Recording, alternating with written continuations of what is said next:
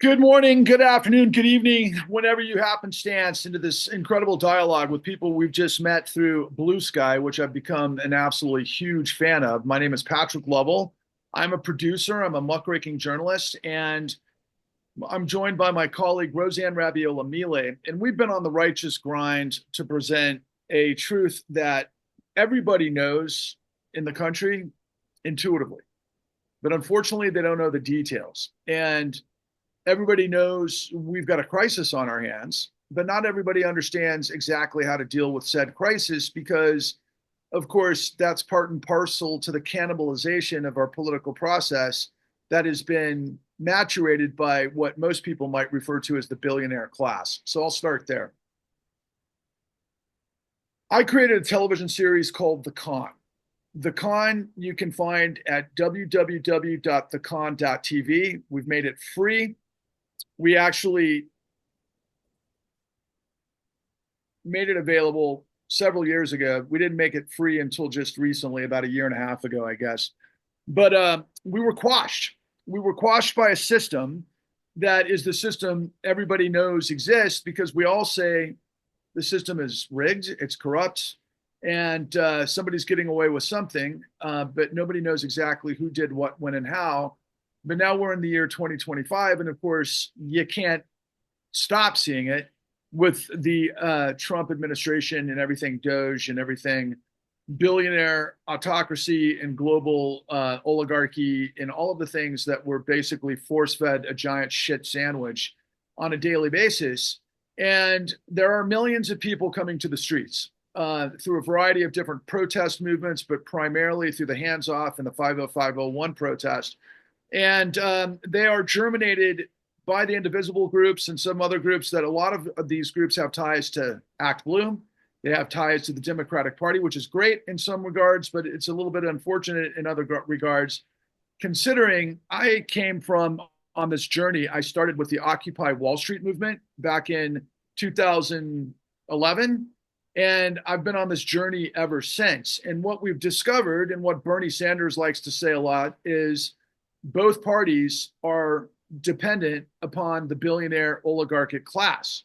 Now, Bernie Sanders' remedy for that and the Bernie Fight the Oligarchy tour alongside AOC is to tax the rich and to end Citizens United.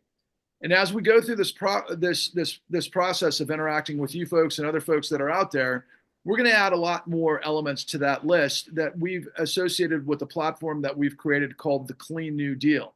Because in the con, which is the blueprint of how the largest criminal conspiracy and cover up in history happened, once you understand how the system works, can you then understand as a citizen of the United States, as an informed citizen that has been starved of this information for now over a decade, which never ends because that's our system, can you then remedy the problem with a platform?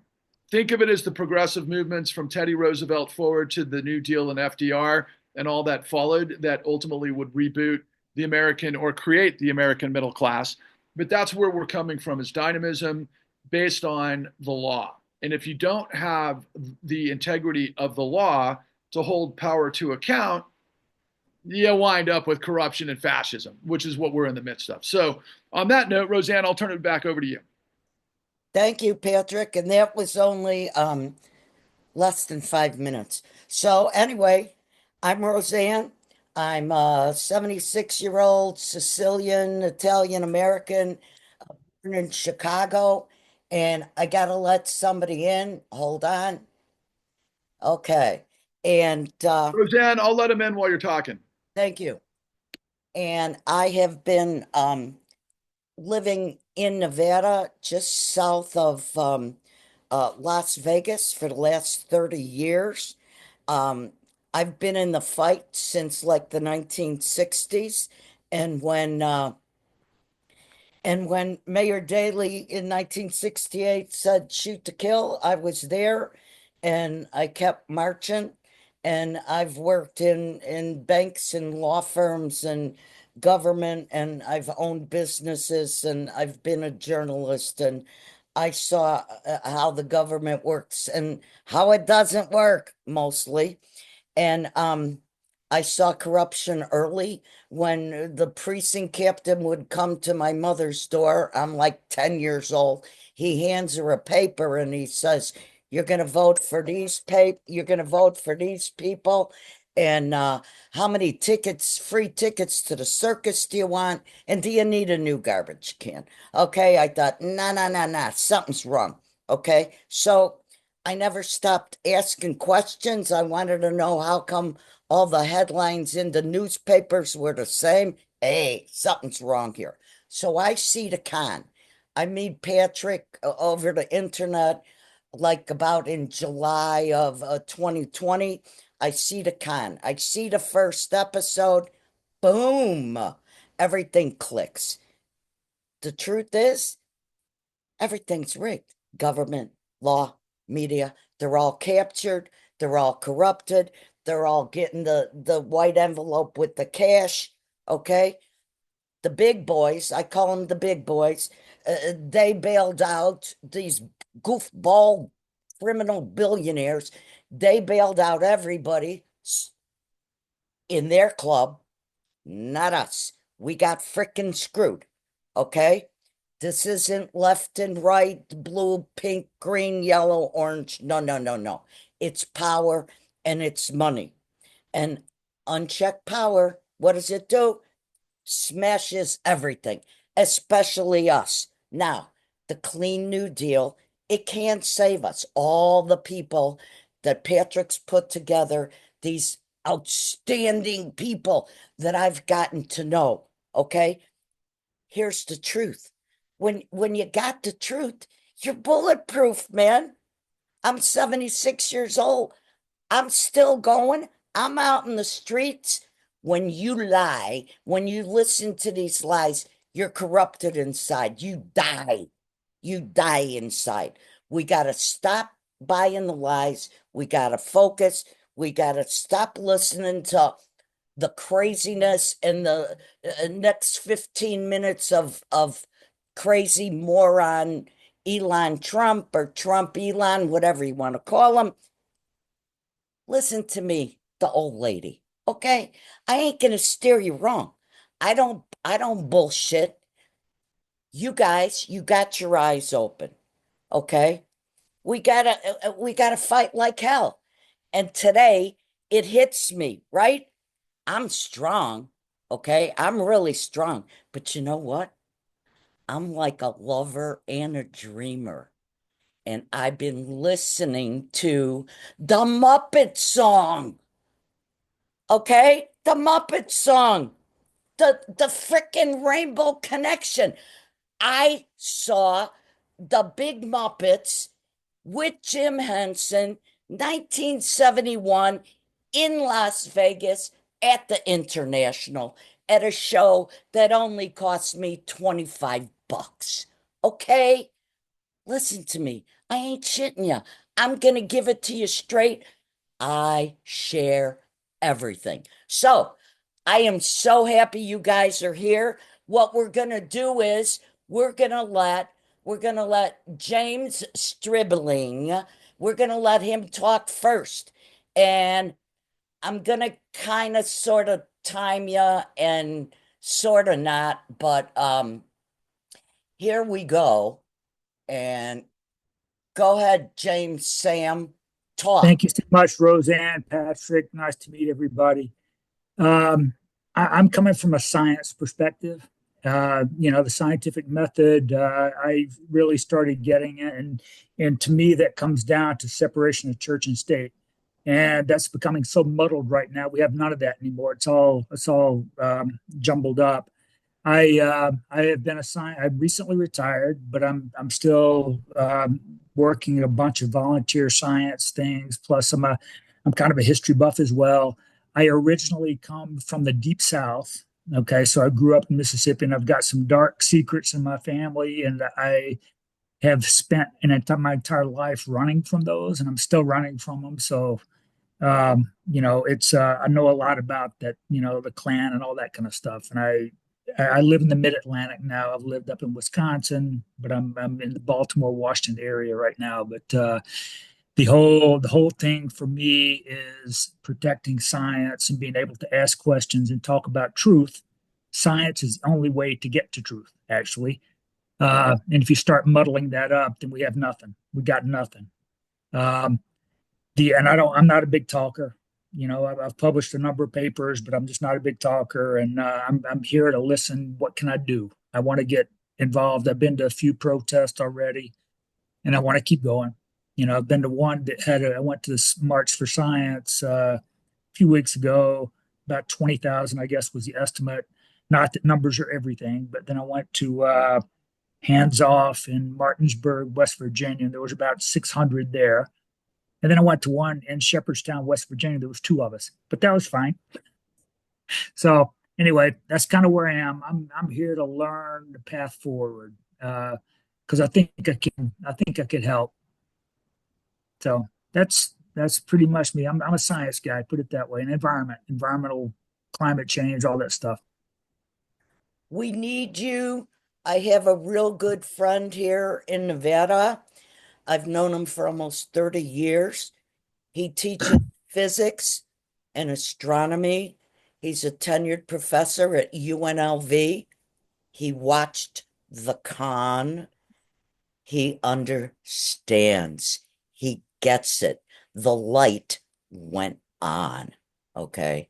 And Yeah, I am a biologist. Yeah, ecologist, that's biologist, watershed important, guy, right? all that stuff.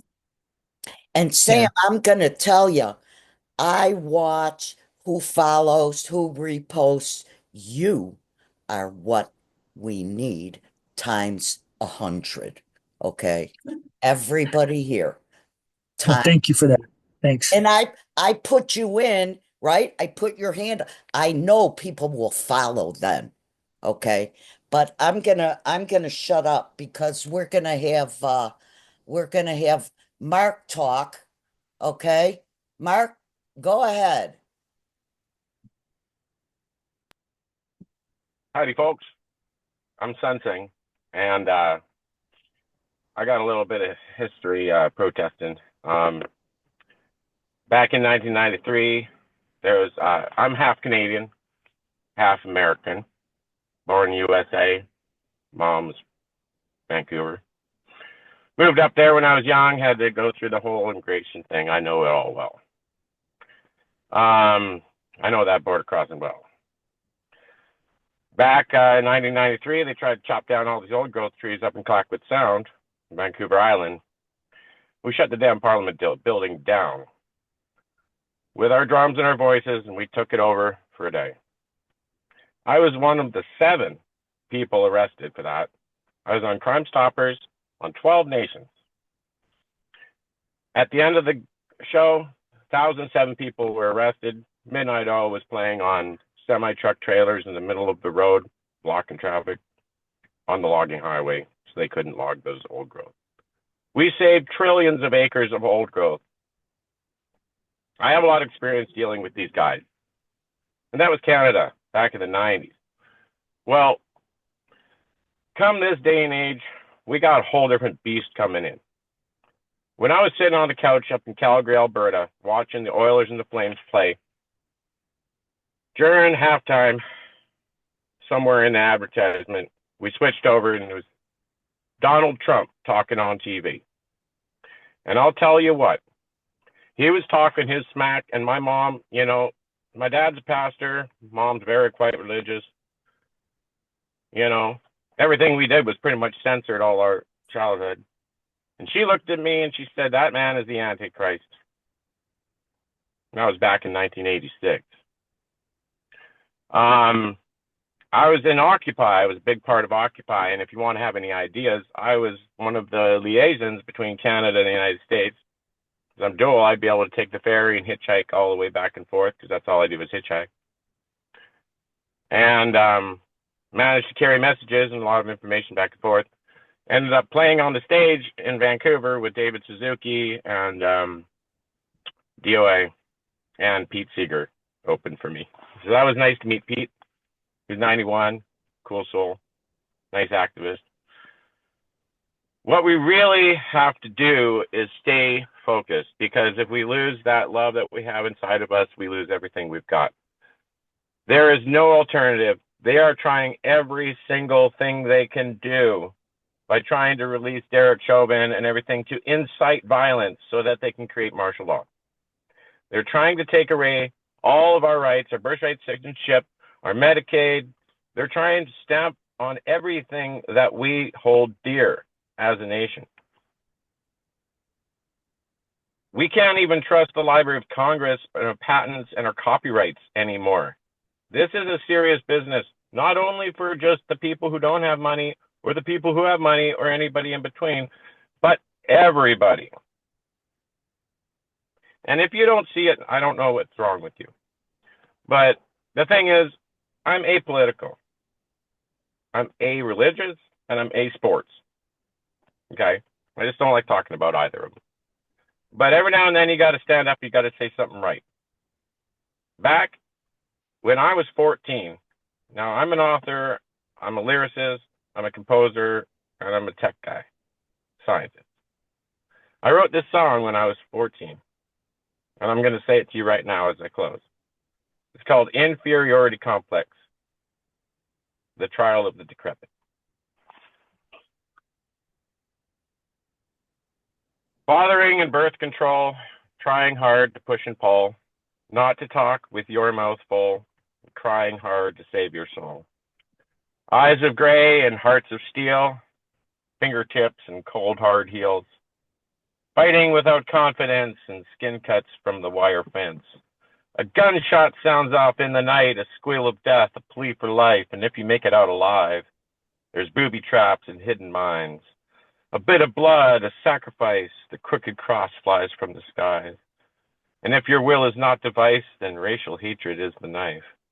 With twisting doorknobs and pounding fists, jackboots pounding rhythmic riffs, broken needles in their crypts, the hope and glory, it starts to drift. When families are torn apart, a nail pounds deep in your heart. Civil revolution starts and forced conscription fills its part, while glowing flares high in the sky will all your worries satisfy. The great president, he starts to lie, the conquered try, the truth defy. Their bodies nailed onto a cross, left for the night to soothe the loss, where shining armor used to stand, now filthy wasteland shakes its hand. There's a spot in the sky, if you look up high, that's not as blue as the rest. The asphalt here is blacker than there if you put it to the test. The steel beams, the concrete streams, they're really just plasticine. The grass is browner on the other side because over here it's green. The red brick wall is thick and tall if you're on the inside. And to a prisoner, that window's small, but the breeze blows strong and wide. And the sun shines brighter in the night than it does in the day. The people's minds, they're not as bright, but who cares anyway? And there's a big wall here and a big wall there and nothing in between. I've been told I'm small and nothing at all by men not big nor mean. Their masters always I respect, and their will I will obey. But if their will is not my will, I in their shwill will lay.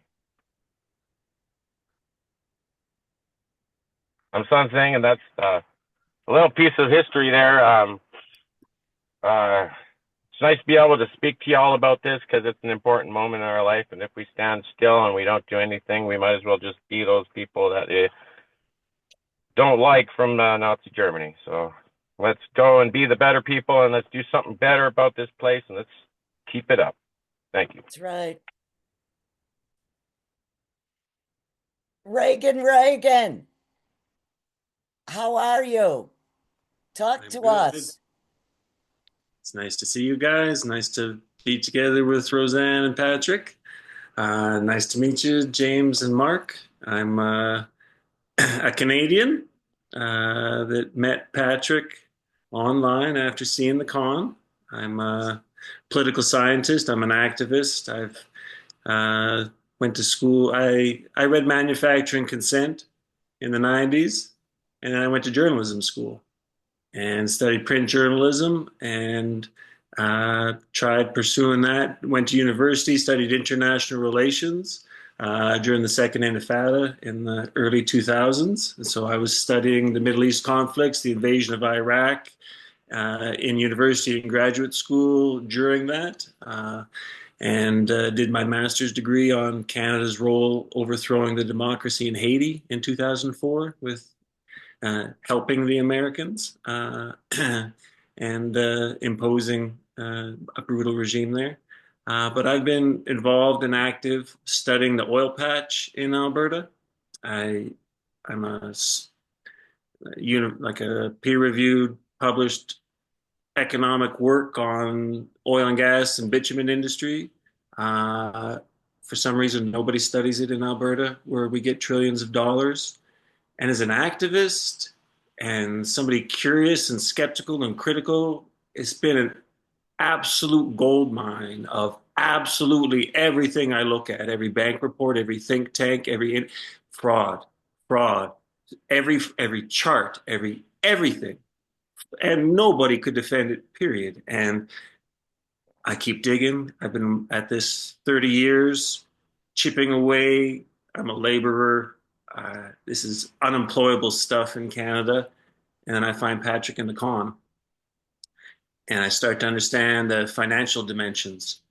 And I'm staring at things. I just fraud. But you're not allowed to say that word. You can't say it in a respectable company. You can't say it to an accountant or law professor.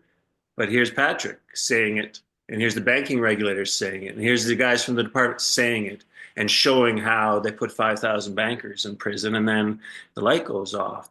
That's what's going on here. I studied the economics of the oil and gas in Alberta, just seeing how much money comes out of the ground and why the hell are we broke? 4 million barrels a day, a couple $100 billion. There's only 3 million people that live here. Why we have chronic deficits.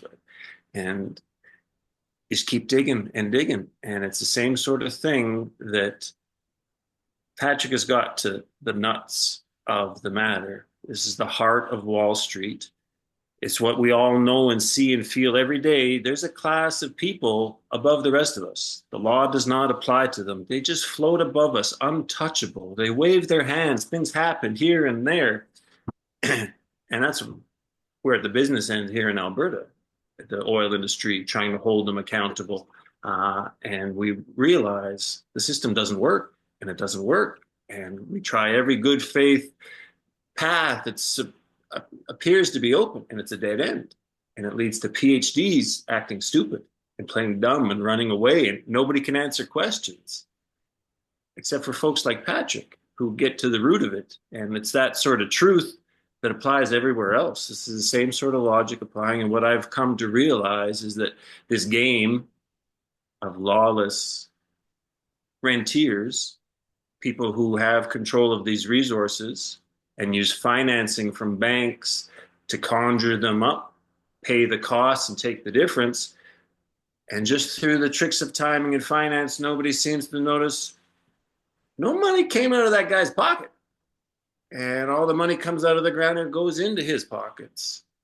And just because some people get paid on the way doesn't mean he earned a nickel. And that's what I try to figure out is where the money's going. And in Alberta, 95 cents of every dollar goes to foreign shareholders.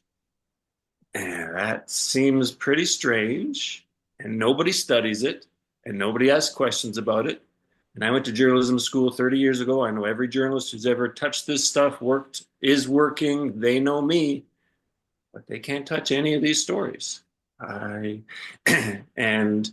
that's how you know you're onto something real. Because power doesn't concede anything. They'll never admit anything, never give an inch. And they'll spend tomorrow and every other day trying to erase anything you accomplished or said out loud before. But Patrick and the folks he works with prove that you don't need that. You can plow ahead with the rule of law and you can hold them accountable whether they like it or not. They don't have to admit it. They don't have to concede anything. And that is possible. And if that's the root of the matter, that's why there's not enough. There really is enough to take care of everybody. It really is just a handful of people stealing it all. And if we could fix that, and it is possible because mostly because this whole system that Patrick has uncovered is illegitimate. And that's the simplest way everyone can make the world a better place, is dismantling illegitimate power.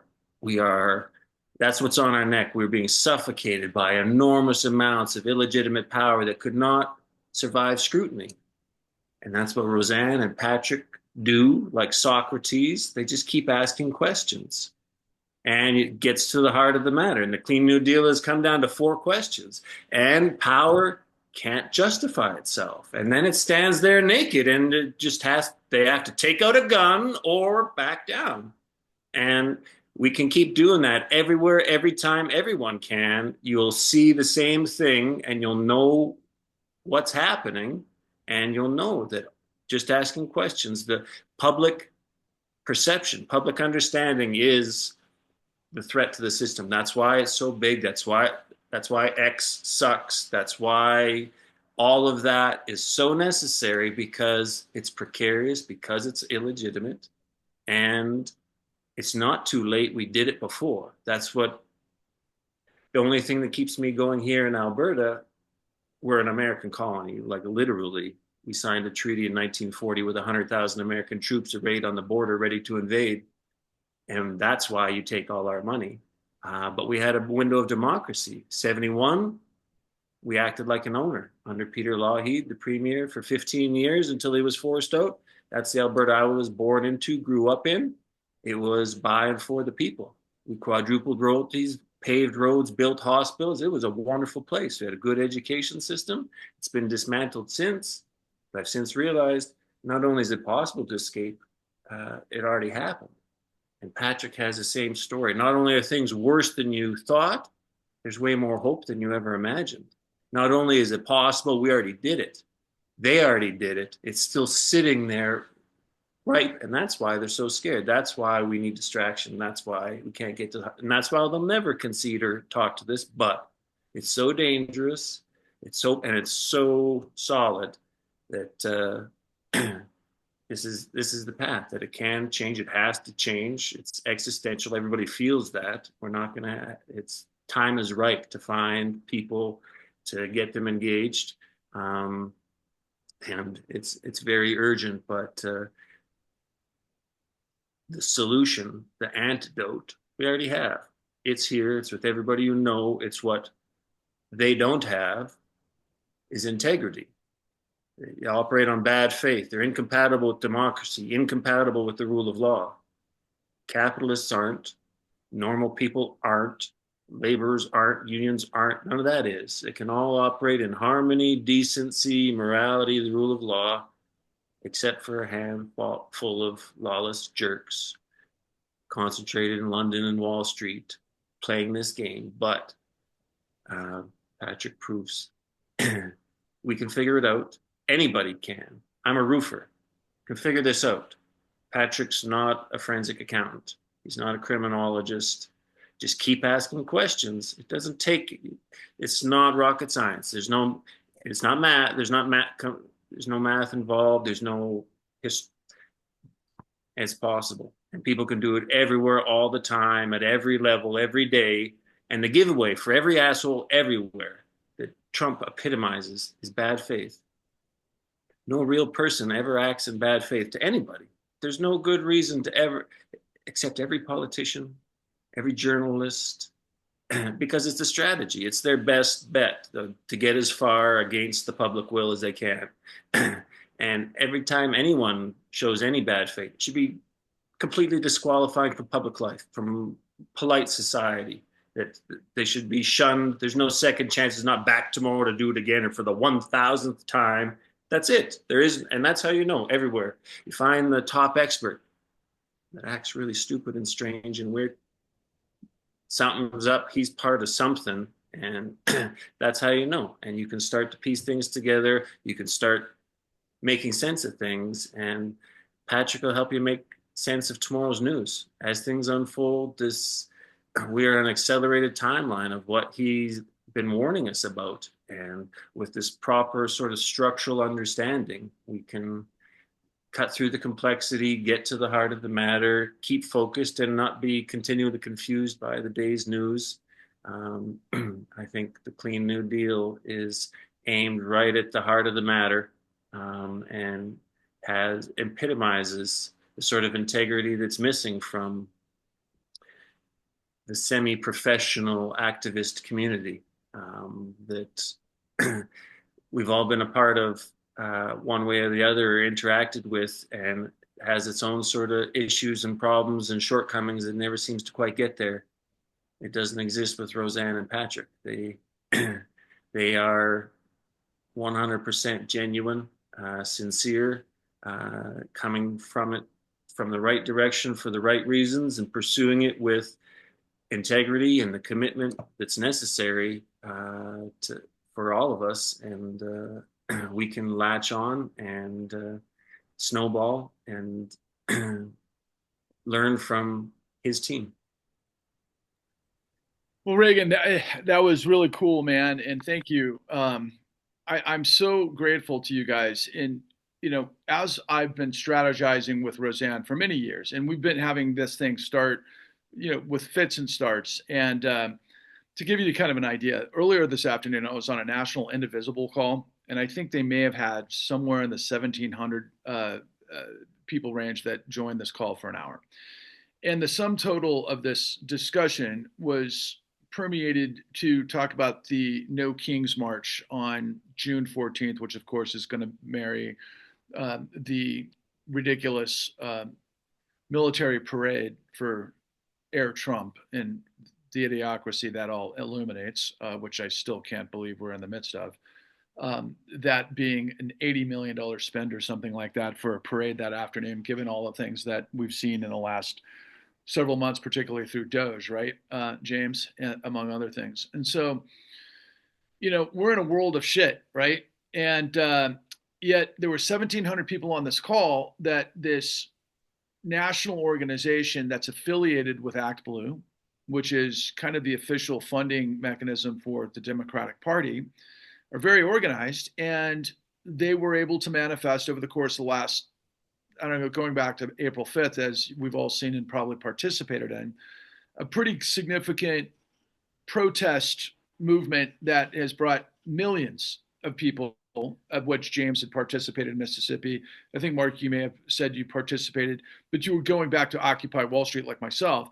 And so we've had a whole, and I love that introduction, by the way, of what you said. But the first thing I want to say, thank you. You guys represent the type of people that I've been really hoping we're going to connect with. Smart, active people who care, who are willing to go to get up and do what's right, to fight for what's right against this onslaught of this insanity. And one of my shortcuts is corruption births and fuels fascism.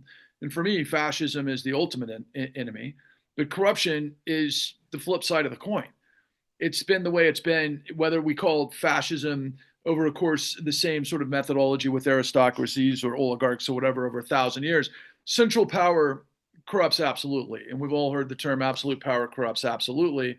And Mark, you may recall that when we came to the streets, particularly during Occupy Wall Street, that it was to address a whole litany of problems, right? It started because of the 2008 great financial crisis, but then it maneuvered into all of these things that we've still been dealing with ever since, only that it's gotten worse, right? And I can tell you, Mark, that my first documentary film was called Forward 13, Waking Up the American Dream. And I got on the road the day that the Occupy Wall Street movement started. And we went from the Northwest, from Portland all the way down the West Coast, visiting several encampments along the way, all the way through the Southwest, through the Heartland, and through the Rust Belt, and then on our way to what I call, Oz, because it was the Wizard of Oz journey, quite frankly, to where we got to the DC NYC corridor, and I got to Manhattan the day the NYPD came down on it hard. And we saw it happening all over the country, and it was coordinated. Now, it was coordinated through state and local police, but it was definitely coordinated. And it was coordinated because Occupy Wall Street got really close to the truth. It knew about the wealth disparity, as we all know, being the 99%. However, when the state, the boot of the man came down, it was simultaneously with this relationship that we know what happens in protesting, right? you can only maintain sometimes the energy so long.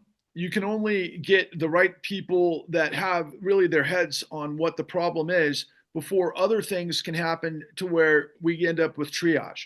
So, for example, in these Occupy Wall Street encampments, a lot of them became overrun with homeless people that were victims of the carnage that we were all protesting, but they were trying to solve the riddle of the homelessness while at the same time trying to understand what caused this all, and to be able to keep your eyes on the prize at the same time of having the mic checks, as you may recall, to identify these magnificent problems, meaning ginormous problems, not great problems, but ginormous in the worst possible way. That what I started to look at was what we're up against is a machine. And I've always been an athlete. I've always been a competitor. I've worked in corporate America. I know how to get things done. I've got a college education like we all do. And I know what it takes to work within a organization and how the marching orders go and what the expectations are and what goes into what gets us all paid. And when you're in an activist structure, a lot of the times you don't have the resources to be able to continue the struggle in the manner concurrent to what the big money has obviously demonstrated now for going back to then 14 years. And it's gotten worse and worse and worse and worse. Now, going back to my sort of thank you initially, because we all understand systems. You're all smart guys, particularly if you come from a science background. But I loved, Reagan, you introducing your incredible journey into a profession of love that doesn't pay in Alberta. But the fact of the matter is that truth doesn't pay now. Okay, guys? Truth has no value. And I say that sarcastically because the truth is the only thing that matters to us. But in terms of the grander picture, the only thing people buy are lies because it's designed that way, right? It's designed through these verticals of these algorithms, of these manipulation, these psychological tactics, of these big money operations with the revolving door, both in government and in media, right? And so what have we seen recently, for example, with Donald Trump's attacks, which is intriguing if you span it back to the Occupy Wall Street movement? He's going after the power in addition to all the rest of us. So, for example, he went after the tall building law firms, and we've seen that they're all capitulating. What does that mean? Well, some of the biggest Wall Street law firms, for example, Covington and Burling and Paul Weiss and Jenner Block, and a lot of these names that if you're not familiar with the legal industry of the United States, they are part and parcel to the power structure, right? To the corporate structure, to the military industrial structure, to the finance structure and everything else. Nothing happens in the apparatus of power without the tall building law firms, okay? And they all took a knee to Donald Trump, who is obviously and has been for decades a naked criminal, right? So in what world is it possible that a two-bit idiot fool that probably has the equivalency of a sixth grade education and zero capacity to understand anything other than lying to idiots, right? His entire business model is lying. How is it possible that that guy could intimidate not just these tall building law firms that are, of course, in the United States, when you consider the United States is predicated on the rule of law, where supposedly no one is above the law, that we're, a nation where the law is supreme, but yet a liar who has the equivalency of a sixth grade education, who's such a freaking naked idiot, could become the president to intimidate these tall building law firms. In addition, all of media, we've seen, like the tall building law firms who have capitulated and wanting to kiss the ring of Donald Trump, we've seen Paramount, the parent company of CBS, hide stories that are based on what Reagan and I know, just on first base investigations into some of the wrongdoing by Donald Trump, not even close to the stuff that we have information about. But they are now forced to cover up their revelations of whistleblowers and all of the other things that a society that is supposedly predicated on information and transparency, to where truths can permeate this insanity so that the informed populace can act accordingly to hold power to account, at least on the election side, right? But everything else, like I just talked about, tall building law firms, media, those are kind of conduits, right, to the grander picture. But yet, again, these major corporate organizations that hire the smartest, most uh, relentless and ruthless people in this hyena-like atmosphere of kill or be killed, quite frankly, is the corporate cultures, right? That's who these guys hire, where they pay top dollar who come out of Ivy League schools and all of those sorts of things. How can a guy as a two-bit idiot con job have complete control of the most powerful apparatuses in the United States? Anybody want to answer that question? Go ahead, Mark.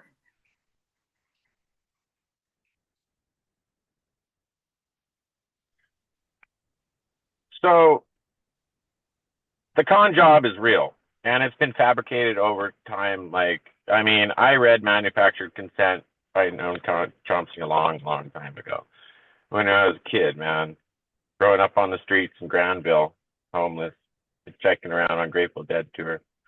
I've seen it firsthand the whole way. I've seen good, I've seen bad. The only politician who I ever have anything good to say about is Bernie Sanders, because I saw him outside of the Hyatt at the Alamo in San Antonio, and I was playing music on my guitar, and I had my guitar case open, and he stopped his entourage. He was going to go do a speech in there, right? He stopped his entourage, and he fist bumped me, and he said, "I love your music." And I said, "Bernie, I'm going to sign you an album." He said, "I already got one." Because I sent him awesome. one, because I sent him one, and he actually listened to it. He gave me $1. So whatever, dude. Like, Bernie Sanders is a real person. Most people, like, I mean, I'm a performer. I performed with, like, you know, Ken Kesey and Babs and stuff, like Grateful Dead, all that stuff. But the thing is, it's not important about that.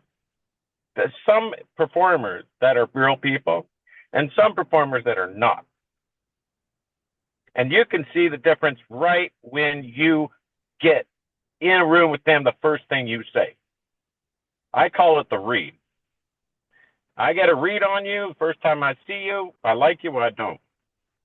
There ain't nothing in between. There ain't no way you're going to fix that first read ever. That's you. Well, first read on that guy. That's it. That dude, okay, look, I'm down with that. I've been around the block a million times. I've been at the, you know, the highest mountain peaks, and I've been to the lowest valleys of hell, right? And I've seen a lot of people along the journey. And yeah, I'm all about instinct. But as an investigative journalist, I got to tell you, I'm also all about the facts, man, right? A murder is a murder. And if you're going to be able to understand how a murder operates, you got to have all of the elements that are involved if you're going to convict and you're going to get justice. That's just how the system is supposed to work, okay? Now, of course, it's flawed, but just philosophically and ethereally and the way it's designed and everything else, that's the basic premise. The point that I was going at, right, was it's self-evident. It's self-evident, right? What I'm saying is these tall building law firms, these mammoth corporate media industries or apparatuses, they're filled with liars, okay? Now, it sounds like hyperbole. It sounds like, well, who are you to say, like if you didn't know this, let's say 25, 30 years ago, when we actually had, at a time where we kind of thought that, at least in the United States, we had maybe 3, you know, principal media outlets that had certain standards, and there's certain ways that, you know, right? Yeah, it was always, there's always flaws and everything else, but in comparison to what we're in now, the point that I'm trying to make now that's relevant to the whole thing is that it's all about the lie. Now, when we released our work, The Con, interestingly, our distributor came up, well, in fact, I should bridge both of our posters, and I'll put it down in the links so everybody can see it, because I'm seeing this on all of the signs during the 50501 protest. The first poster that our distributor made for my film, you know, Forward 13, was we had the Statue of Liberty basically blinded with a sign out that said "America for sale." That was the first initiation. So in that first film, just like Mark was, you know, I went to 33 Occupy Wall Street encampments, and Occupy played a character to get into these bigger questions, which it turned out to be prologue to what ultimately became The Con. Now, our second project, which incorporates 5 films that anybody can see for free at thecon.tv, but the poster is this business guy with a briefcase, and the headline reads, "We were all sold a lie." Now, the interesting thing about that is we got quashed by the board. Okay. Now, I've been in the business for a long time. I was a producer. I came out of Hollywood. I worked at Warner Brothers and Paramount. Then I went independent. It's a long story. I'm an old guy. I've been around for 25 years in the business, but we were at the apex of how the business operates to do this thing right, because that's the quality of stuff that we do. We spent millions of dollars to get this thing right.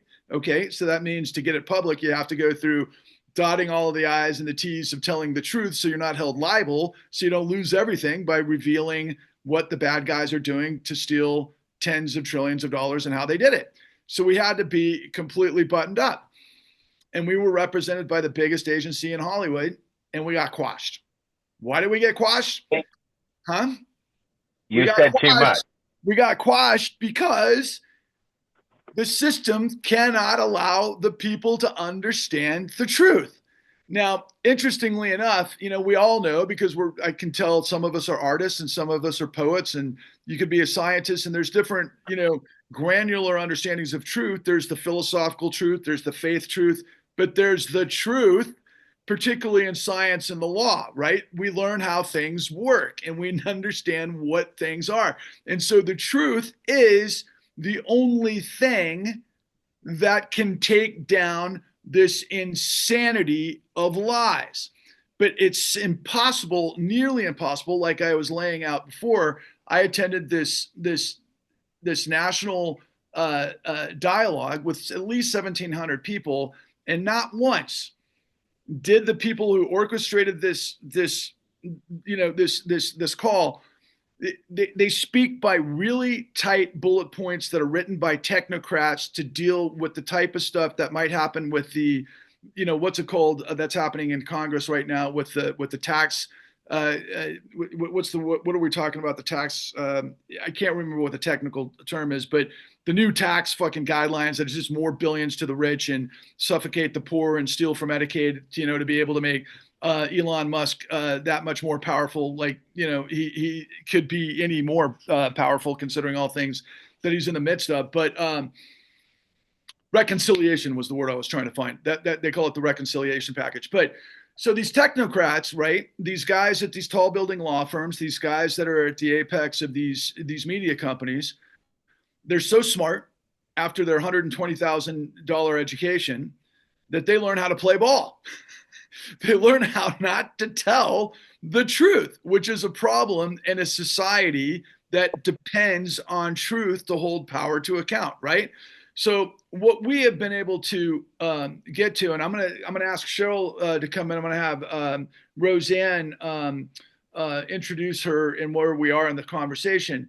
But what I'm trying to demonstrate to you guys, and I think of you guys as early adapters, okay? You guys that are in pursuit of truth, that you guys are wanting to change the world for the better, that you want to rug pull the corruption and the diabolical betrayal that's leading to this incredible police state fascism, while more importantly, even though it's not more important, they're all congruent. But literally, whatever your issue is, and for me, probably at the very highest, is the climate problem, the climate crisis. We can't fix these problems when you have an infrastructure of power that is so diabolical and resolute to the lie, but the lie comes from the wellspring of everything. What is our God in the United States? Money. Money. What controls everything? Money. Where does money come from? How does money valued? Where does money go in the system? To understand those types of questions, you have to understand a lot of information. That's why we need people that are smart as early adopters, because you have to understand systems. You have to understand the macro that understands the micro to be able to understand what is legal and what's not illegal and how corruption actually works. And so, for example, again, to kind of go back, and I'll finish this spot because I don't want to talk too much longer and I want to hear from Cheryl, but just to kind of let this point linger in your minds, the Supreme Court in its decision to enable Trump to be immune while in the presidency, and of course, which was created by this technocratic, unitary presidency that the Koch brothers and the Heritage Foundation and the guy who was our, boy, what is his name? Russell Vogt, right? Who's the dude at the Office of Management Budget, who these diabolical villains of technocracy who know all of the different maneuverings of government, right? That they've all developed this whole thing in this perverted,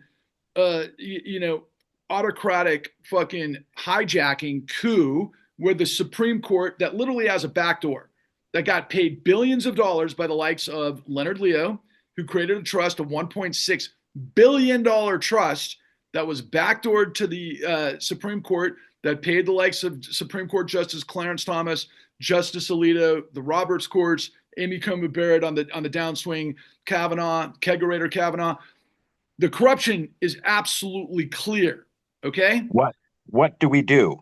I'm going to get to that in just a second before we do that, but I'm just saying those motherfuckers said that to prove corruption, you got to literally have the black bag, you got to have the email, you got to have the thumb fingerprints, you got to have the murder weapon, you got to have the videotape, you got to have the hookers that were on, you got to have all of the intent, you got to have the quid pro quo that says this guy said you're going to do that for me to get this outcome, and that's all got to be lock, stock, and barrel. Okay, well, where's the investigation? Where's the investigation to get all of that information, right? So do you see the dilemma here? If you don't have a critical mass of character within the divisions of the integrity, or excuse me, the institutions that are responsible for executing those investigations for the law, could you then hold power to account? It's a rhetorical, stupid question. Of course not, right? So what we did in the con that took us years and millions of dollars to do was that we did what the $90 billion apparatus of the Department of Justice, the FBI, the DOJ, the SEC, all of the state AGs didn't do. Why? Because their revolving door right back into the corruption, and we shine a light of truth on this, which we then got quashed by, I shit you not. Most of you guys know the name of this. They were in Saudi Arabia yesterday with our president, of course, none other than BlackRock. Who's BlackRock? Largest asset manager in the world. They have $9 trillion under management. How did they get $9 trillion? By what I'm revealing to you. Is there a reason why they might want to shut us up and so that millions of people don't know who we are when they've got $9 trillion? Oh, yeah. Now, we'll get back to that, and I'll circle back to that. But if you don't mind, would you introduce Cheryl, Roseanne, and then we'll get back to the solution. And I promise you, I'll make that quick. But I wanted to lay up the fact that what we all know, it's just simply, it's not rocket science, it's racketeering. Okay, go ahead. Cheryl's here. Cheryl, I unmuted you. Okay. You got it. Okay, just turn up your volume a little bit and introduce yourself to the group. Okay. Cheryl, can you hear me? Because I'm using headphones. Okay. My name is Cheryl, and I live in North Texas. And God, I hate Texas. And I mean, from my perspective, there's so much corruption in this state, but it's been enabled by the Fed and all of the money, because anytime DOJ tries to do an investigation into this state, it gets shut down, or palms get greased, or whatever. But we get a governor who, misappropriates funds and steals from Peter to pay Paul all of his initiatives. And, it's driving me completely nuts. I mean, I've got two choices. I'm either, if I stay on this fight, if it looks like, it's worth fighting for, because, I mean, honestly, I'm at the point where we're outgunned with all that money. We are so outgunned. And so, I'm either going to Minnesota or Mexico. Mexico is my expat ID. Minnesota is my blue state idea. So, but I mean, it's so frustrating. Like you were saying, my two biggest issues, I mean, they're all, like you said, they're all congruent. There's so many. We have allowed so many problems to rack up for 50 years. And they've just piled on and piled on and piled on. Integrity and character are important to me, and that's severely lacking throughout the system. My two biggest issues, the Citizens United, of course, because get the money out. Stop letting these people influence, our country and our government with their money. The second one is, sorry, the second one is, Trevor, sorry. The second one is racism. Because I mean, the stupid, with the balances so skewed. I mean, the opportunities are not equal. The, abilities are not equal. Capabilities are not equal. I'm a big social safety net person too. Really stop it. And so, I guess those are my biggest ones right there. If I had to pick a top three, that would be the, yeah. So well, I appreciate that though a bit, and I love what you said, because what I said, because that, by the way, one thing I've said on a million of my truth bombs, and by the way, I have a lot of this information. I've been preaching now on my truth bombs, on Patrick Lovell Truth Bombs the Con, with Rose Ann Rabiola Miele, and I've created now a platform where I've got some of the greatest legal minds in the world that join me on this on a weekly basis, which is cool. But I started out after we got quashed by BlackRock, and I literally was so desperate because I have so much information that got quashed, I got silenced, that I had to go online, and I started having to tell my truth, right? And so this whole thing became part lecture, part sermon, but part self-help therapy, because literally I'm holding this information that the entire world is looking for and needs to understand but can't get to, because this labyrinth of lies that are absolutely quashing any chance for the truth to be dissipated. And the only way it can be is when there are people who understand what's going on and believe what I'm saying and have done their own due diligence, that they dive in to believe what I'm saying, to help manifest this message to millions of people that need to hear it. And I'll tell you that millions of people want to hear it because they're all like us. Because again, like James said, attack on science and attack on technology. Without it, where are we then? Okay, well, this story that I'm telling you leads directly to that. Just like Cheryl said, racism is a huge part of it. Well, guess what? This story completely fuels that. And I'll give you a little bit of an antidote about that. I grew up in Texas too. And I remember finding out a long time ago that LBJ said that if you can convince the lowest rung white guy that he is higher on the ladder than the highest rung black guy, you can pick his pockets all day. And I was like, well, there you go. That's the freaking Confederate model, man. That's it. And everybody gets a piece, but yet you can manipulate those guys all day, every day. And that's just the opposite of liberty and justice for all, and truth and dynamism, and the kinds of things that people who believe in science and people who want to save the forestry up in trillions of acres up near, north of Vancouver, and a guy who wants to get, fairness for the good people of Alberta because they've been raped and pillaged since the Rockefellers were there. And it goes on and on and on. And the nature of something that Reagan had mentioned that's very important for me to kind of infuse to this till I get to this next step. I'm an entrepreneur. A lot of people recognize that they call this endgame capitalism, and endgame capitalism is the end of the world. Okay? Well, it's pretty self-evident. There's no question.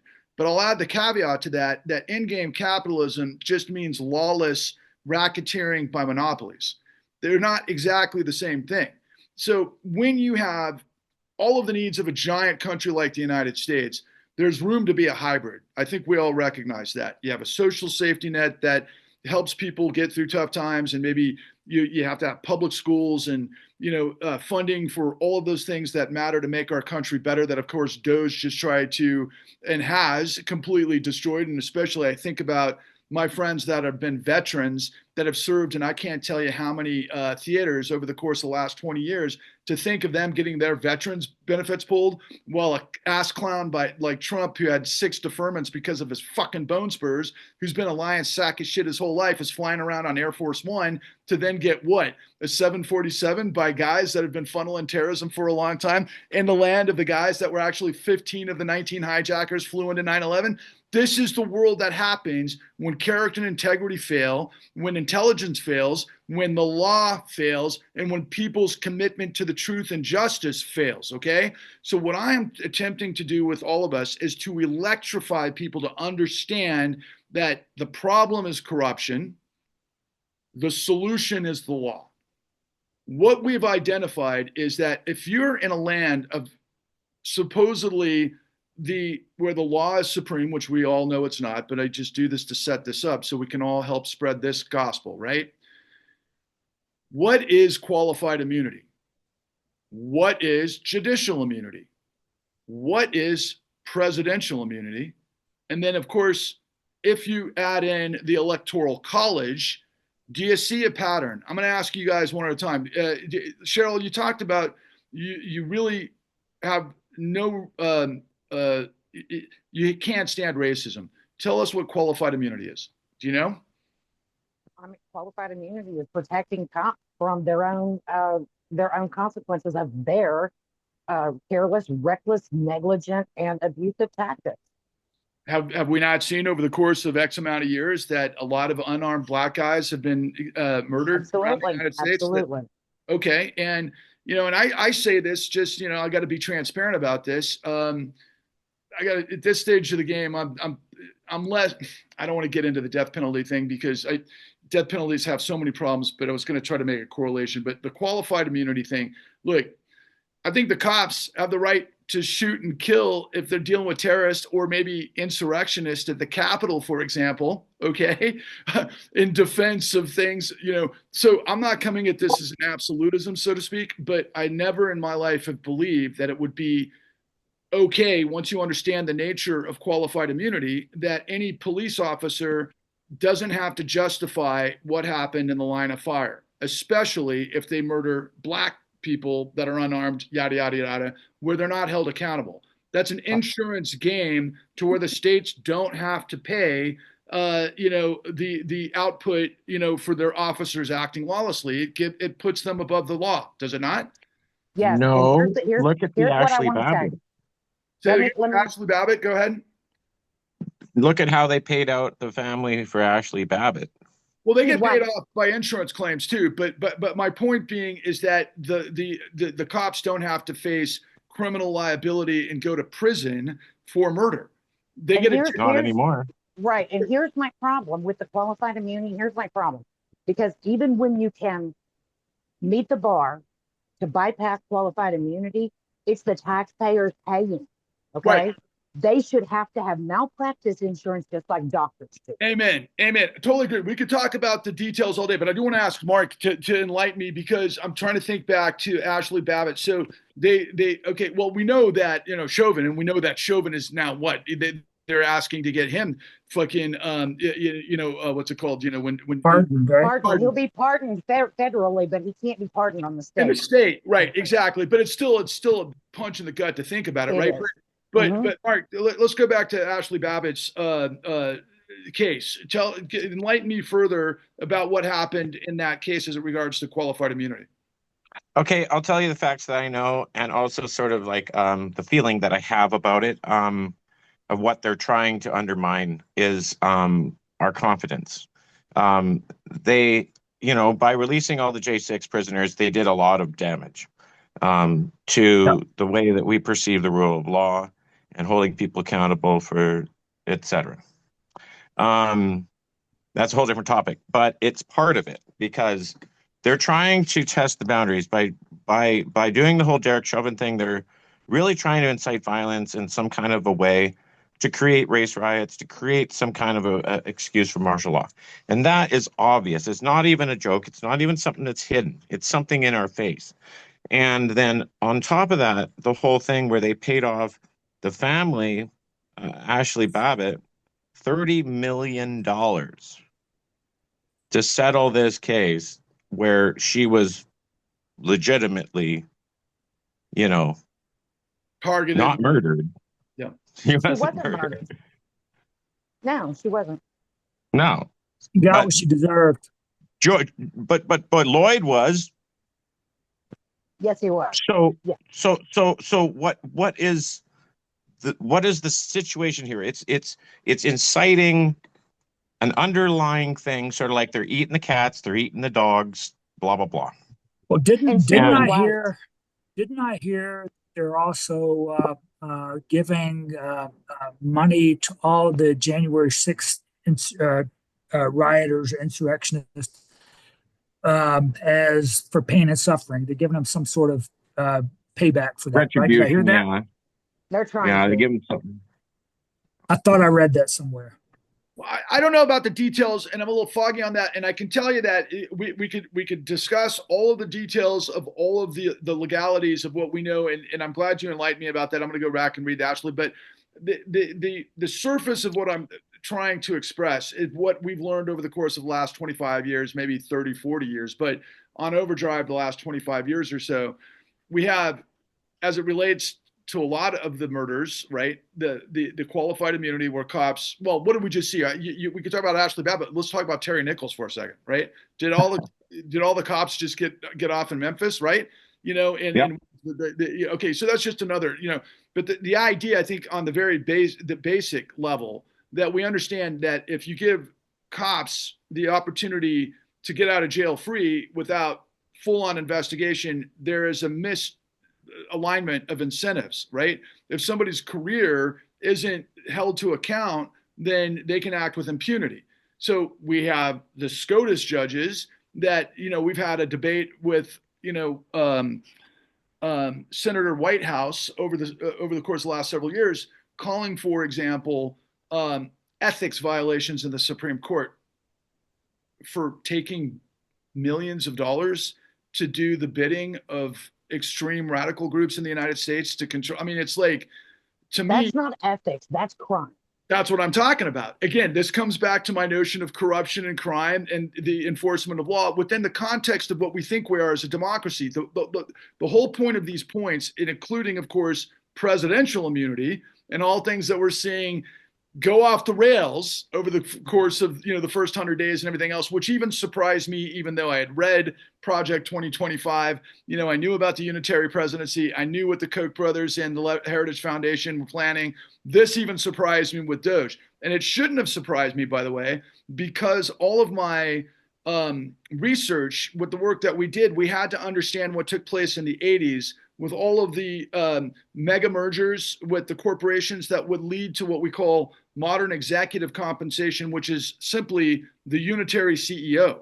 So the CEO is above the board of directors. The CEO has absolute autonomy. There is no checks and balances. And so when you understand the mechanisms of what then follows from there, which we've learned and which we reveal in our work, which Reagan had laid out for you, is we have these answers that nobody else has. That is called control fraud. Now, you got to understand that after the savings and loan crisis, and Reagan had prefaced this earlier, Bill Black, who's my mentor, who's one of the top criminologists and regulators in the history of the United States, probably the preeminent guy. I liken a lot of these guys that we've been involved with to the new Untouchables, because you might remember the story of Elliot Ness and the guys that took on organized mob in Chicago, and what that means, right? And so what we have now is organized crime, as we all have known has existed for some time, within what Rose Ann calls the criminals in suits with no shames, but the companies that we believe have, that have credibility, right? Are financial firms, these legal firms, these media firms, the ones that I had indicated earlier that are filled with liars, right? And their business model is to lie. Otherwise, wouldn't have a president that lies. And so what you need to understand, first and foremost, about my revelation about we did have the law before, it got kneecapped as a result of what the work of the new Untouchables, Bill Black, did with the savings and loan crisis that sent over 5,000 high-level executives to prison that were responsible for a crisis that was 1/180th the size of the great financial crisis many years later, but it was the first chapter in that event. These CEOs and these corporations, through control fraud, have learned that griftopia is the business model, okay?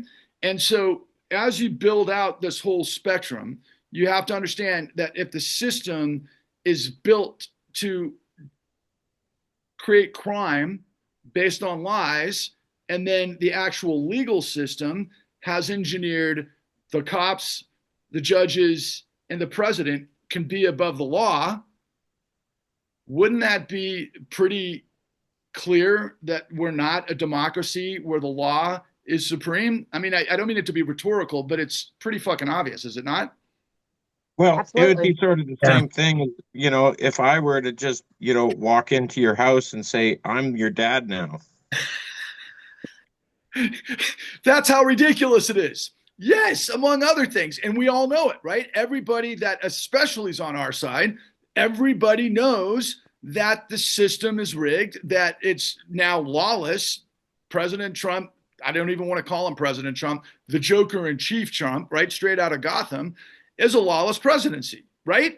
So a Yeah, country no, that had a revolution to create the Bill of Rights and the Constitution, that had a civil war and that had the progressive rights movements, and then had a war on fascism, then had a civil rights movement. 250 years of like battles to a degree, though, has now what reverted to absolute lawlessness. Okay, we all know that's absolutely unacceptable, right? But Absolutely. here's the thing. What is Congress doing about it?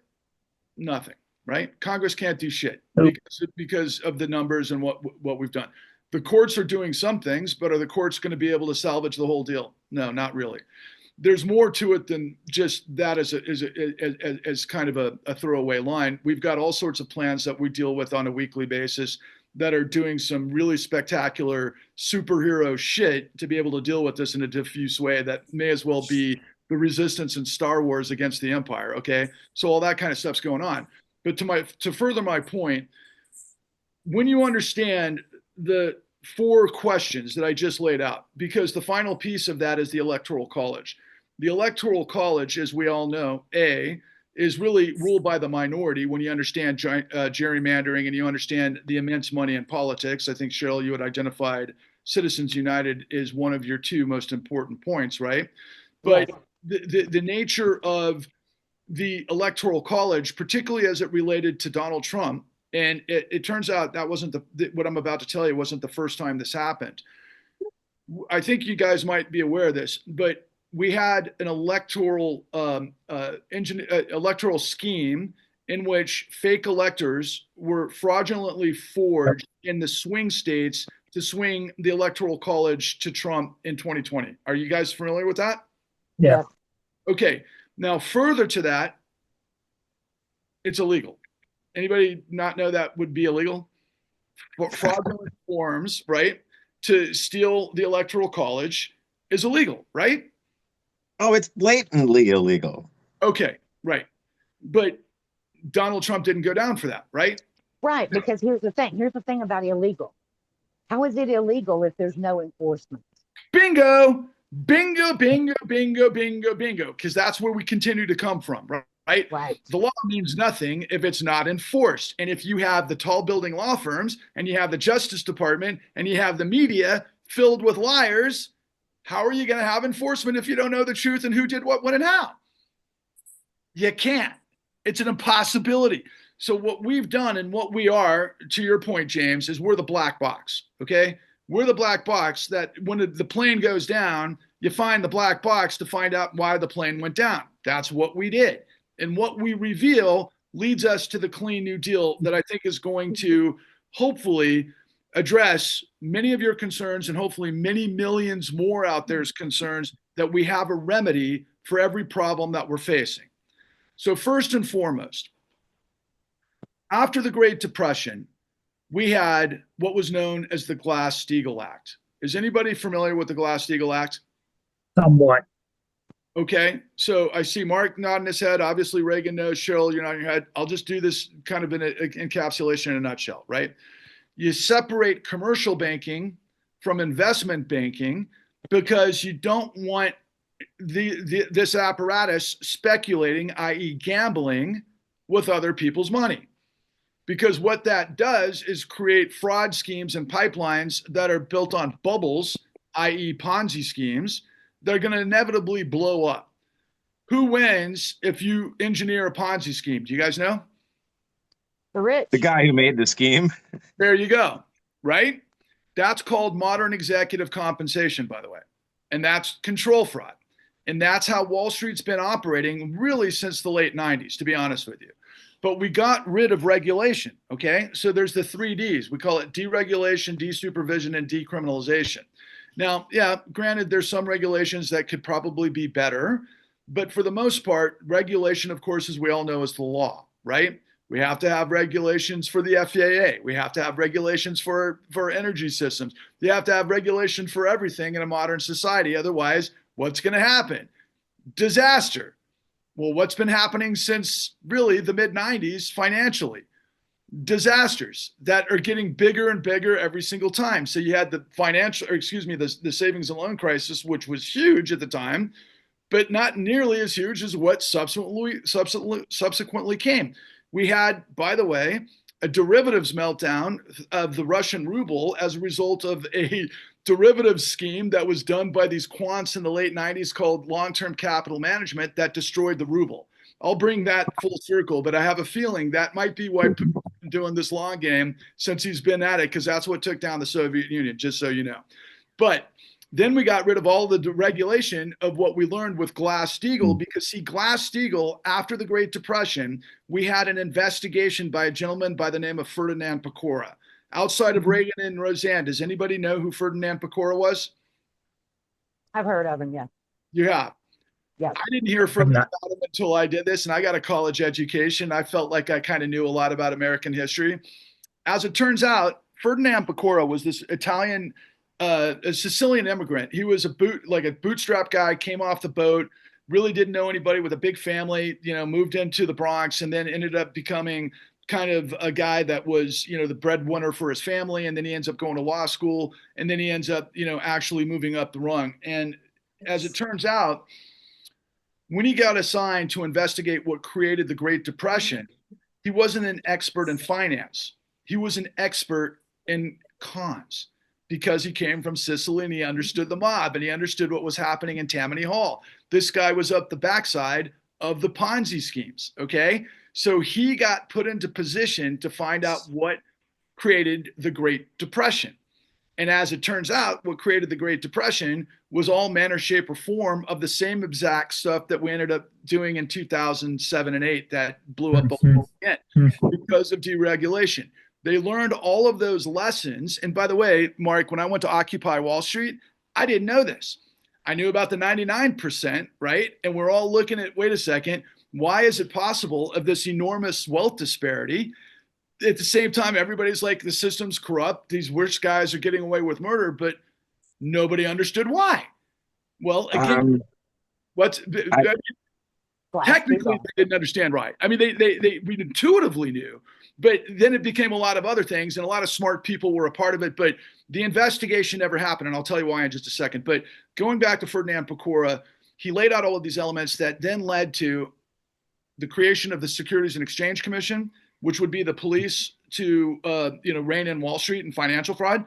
And then they also created the Glass-Steagall Act, to where they learned the lessons that to have a capitalistic system, you have to have a law, but you have to have common sense and you have to align incentives. So you can't have the casino that gets to gamble with other people's money to where they fucking blow it all up in these frauds, to where they're Ponzi schemes and they get to make out with the loot, like what Donald Trump is doing right now with crypto. This many years. Isn't that the same time that they created the FDIC at the same time, right? The exact same time. That's the exact reason they created the FDIC, because they had to create confidence in the financial system, right? So that's where this all comes from. Now, the key consideration for what I'm telling you guys, okay? And this is the ultimate whodunit, okay? After the great financial crisis, do you guys remember that we had this chaos in Congress where everybody supposedly was all over the map because we have so much polarization, and it was just as much polarization then as there is now, maybe more so to some degree. Now it's just predictable.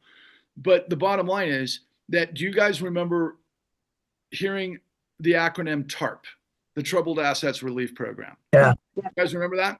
Does anybody remember how much money that was supposedly used to save the financial system, and for why? Bail them out. I mean, I don't know how much the money was. I just know that it was a bailout, and it was one of my least favorite things that Obama did. Trillions of bucks or something. It was big. Okay, well, so no, in the TARP, the Troubled Assets Relief Program, the idea was they had to create liquidity in the system. So they had to buy the troubled assets relief that were created. They called them the toxic assets. The toxic assets were the subprime bubble that were sold into the securities that were sold into the derivatives that blew up the entire global market. Okay. Yeah. Freddie Mae and Fannie Mac or whatever. They were at the top of the list. They're part of it, but it was all of Wall Street, and there's a whole methodology to the whole thing. It's a pipeline, okay? It's a pipeline where you marry global investors to, a product, and our entire economy is predicated on that. Doesn't matter what a commodity it is, it all follows the same function. The housing market is just a much bigger version. So to give you an example, in 2006, 7, 8, we had about a $4.5 trillion housing bubble that became an 800 to 900 trillion global calamity on derivatives, okay? And there's a lot of shit that happens in between. But the whole thing blows up, right? And in the aftermath, because of everybody's like, wait a second, we have no money, right? That's liquidity. The liquidity dried up. That's what they kept saying at the time. So they created the Troubled Assets Relief Program because of why? Congress has the power of the purse. Congress can really, because we've got a fiat currency, we're a superpower, we've got incredible capacity. We have, the global reserve currency. We have what economists like to say this, and I know it's on the top of your head, Reagan, but we have this it's like this premier position to where we can do things that nobody else around the world can do as the global reserve currency. Okay. I don't want to go into all the weeds about what that means, but what that means is we can fund whatever the fuck we want to fund. Okay. And the way we're supposed to fund that is through Congress. Everybody gets on the same page. You want to fund any, infrastructure project that's supposed to come through Congress. You're supposed to fund, some sort of technology, whatever the case is, fund war, yada, yada, yada. It's supposed to come from Congress, right? Well, in the aftermath of the great financial crisis, Congress came up with $700 billion. Everybody's mouth hit the ground. They were like, we're spending $700 billion on Wall Street for what? There was a lot of confusion and there was a lot of anger. That anger spilled over to create Occupy Wall Street. But let me ask you this. Do you think that was where the stimulus ended? No, there's absolutely no way it ended there. They bailed out so many people so quick. There was so many behind the scene deals and stuff made that that whole thing, I saw it coming a year and a half before it happened. I was working for Hertz Rent-A-Car in 58 different countries in Latin America, doing all of their different invoicing and pay in, payout systems. Wow. I knew well ahead of that it was going to come down the pipeline. I closed down shop, everything, Hertz closed down. Everybody knew it was coming. I worked for Deloitte in 2006. Interesting. Got you on that. And I'll come back and circle some questions on that. But yeah, definitely front row seat to a lot of shit. Reagan, were you going to say something, Reagan? Okay, so let me just bridge this real quick. So, no, that wasn't where the stimulus ended. And yes, Mark, you're right. Okay, so I don't know if you remember this, Mark. There was this incredible image during Occupy Wall Street where everybody was marching down, I think it was Park Avenue, and there was a group of Wall Street executives throwing a party where they were all drinking wine on this prescient deck while everybody was marching below them. Do you remember that? Kind of like let them eat cake sort of thing? Oh, yeah, it was an iconic moment in my life. Because they got bailed out, we got sold out was what we were saying at the time. And like I said, I was in the middle of all that stuff, right? And I was a part of the NYPD coming down hard while I was right in the middle of Zuccotti Park, and that's a whole nother story. But while all of that was going down, as it turns out, the Federal Reserve was having many secret meetings, 98 secret meetings to be exact, and all of the purveyors of our financial system, from the Secretary of the Treasury previously, which was Hank Paulson at the time, and then the newly appointed Secretary of the Treasury from the Obama side was a guy by the name of Timothy Geithner, who came out of the Federal Reserve Bank of New York, who was supposed to regulate all this shit, by the way. That was his job. And he famously quipped, yeah, but I wasn't a regulator. That was his job, but he says publicly, but I wasn't paid to be a regulator. That was his job, I repeat for the third time. So him and Paulson and another guy by the name of Ben Bernanke, who ends up getting a what's it called, award for economics? What is the we all know what it is. The one that, what? Nobel Prize. Nobel Prize. Sorry about that. The Nobel Prize in economics he got for this. They had 98 secret meetings where Timothy Geithner famously said, the American people are going to be foam on the runway for the crashing financial system. And then Hank Paulson happened to say to all of the investment community at the time, we've got the bazooka. Don't worry about it. Okay. What the bazooka is going to be what I'm just about to tell you. We marshaled $33 trillion in 2009. 33 trillion. Okay. There's 1,000 billion in a trillion. Our GDP is the largest in the world. 25 trillion a year. That's a sum total of all aggregate, sum total of the economy and the services and the everything. And we provided $33 trillion in emergency lending to the financial apparatus that just blew up the fucking world with the largest racketeering enterprise in the history of the fucking world. Not just doing, I'll just cut to the chase, tens of millions of felonies. Okay. Tens of millions of felonies. We're not talking a small crime. We're talking a crime that got the entire fucking world and had tens of thousands of people involved with this. All right. So, did anybody ever say that publicly, by the way? Did you ever hear the Department of Justice tell you that it was Wall Street getting away with the largest racketeering enterprise in the history of the world that they had all the evidence of, but they chose not to pursue criminal crimes? They just had bailouts, or I should say civil fines. Wall Street paid collectively $250 billion to get $33 trillion. Does that sound like a pretty good ROI? Yeah. Yeah. They did have a couple of scapegoats, a couple of holy sacrifices. Lehman Brothers and Enron. Okay, but Enron was before that. It was the Chinese bank in Manhattan that went down. They were the small guys, but nobody else went down. Okay. But Lehman Brothers was sacrificed, but there's a lot of reasons for that. But the fact of the matter remains that nobody. But what's his name from Lehman, the CEO, that asshole? He didn't go to prison. He just basically supposedly lost the one. Well, yeah, but we had hearings. We did a bunch of stuff. There was a bunch of to-do that led to Occupy Wall Street and everything else. It wasn't until 2016 that the Department of Justice with Eric Holder admitted everything I'm telling you. Okay. In civil violations that led to $250 billion in what they call statement of facts. Nobody knew this. This is way after Occupy Wall Street. This is 2016, where they said everything I'm telling you. Okay. And what we show you in the con, but they don't do the statements of facts where they show you who did what, when, and how that led to the CEOs getting away with what they got away with. Why? Anybody want to tell me why they did that? Oh, because they want to stay disguised, just like the ICE officers. They want to wear their mask and just be in the shadows and hope that the 90 days passes and like everybody in the social media forgets that it ever happened because they just did the biggest new thing ever and everybody's all distracted. That's the way they're going to go. So if nobody's guilty and nobody can go to jail, right? And so what about Citizens United? Where do you think the money comes from? Again, if Wall Street gets $33 trillion in 2009, where do you think the money comes from to build into this apparatus of everybody not taking them down, right? Right, that's it. They get a reciprocal kickback. So it's not a stretch for you guys to believe that's the. You all know this is what's going on, but now you're getting more and more details, right? So do you think that was where it ended, the 33 trillion? Hell no. Okay, so what came next? Anybody want to tell me what came next? Well, that's when they started just pummeling us and they cutting back and giving tax cuts to the rich more. And they funneled another 16 trillion through quantitative easing and buying more and more toxic assets where they recycled it. And that's part of what we show you in the con. So who wants to do the math on that? How many trillions are we up to by 2016, by the way? 49. Bingo. Is that where it ends? No. Okay, what came next? Anybody want to tell me what came next?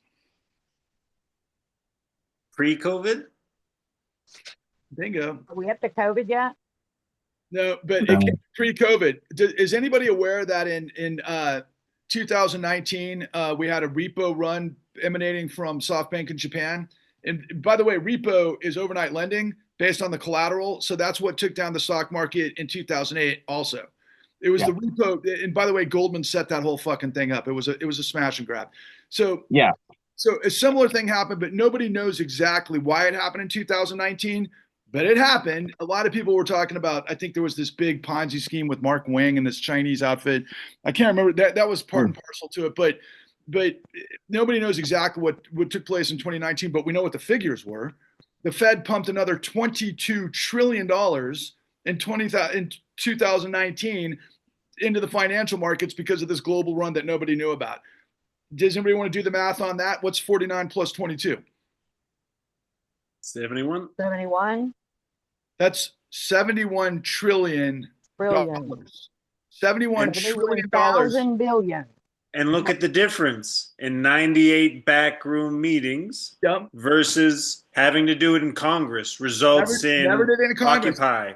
They That's backdoored it. They backdoored it without going through Congress, through the smoke and mirrors, through the Fed to float the financial system.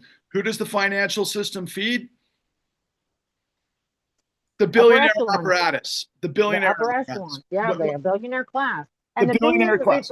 It's a never ending. It's the road goes on forever, and their party never ends. Did the billionaire apparatus make great new products and build new fucking like systems where everybody benefited and everybody spent more money and all that kind of stuff? I mean, was that capitalism? Was that entrepreneurialism? Was that the best people in the world that made the most money by coming up with ingenious products and shit like that?